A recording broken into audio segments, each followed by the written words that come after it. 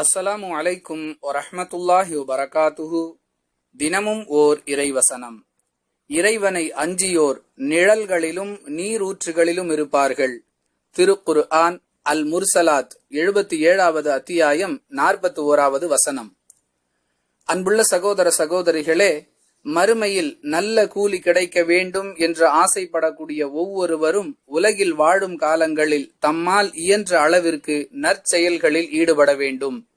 அதற்குரிய பிரதிகூலியாக அல்லாஹ் சுவனத்தையும் அதில் ஏராளமான இன்பங்களையும் தயார் செய்து வைப்பான் என்பதை விளக்கும் விதமாக இவ்வசனம் பேசுகின்றது. நிழல்கள், நீர் ஊற்றுகள் இவைகளெல்லாம் நமக்கு மகிழ்ச்சி அளிக்கக்கூடிய வகையில் கிடைக்க வேண்டுமென்றால் அதற்கு ஏற்றார் போன்று நம்முடைய உலக வாழ்க்கையை அமைத்துக் கொள்ள வேண்டும் என்பது இவ்வசனம் நமக்கு சொல்லக்கூடிய செய்தி. வாஹிரு தஅவானா அனில் ஹம்துலில்லாஹி ரப்பில் ஆலமீன். அஸ்ஸலாமு அலைக்கும் வரஹ்மத்துல்லாஹி வபரகாத்துஹு.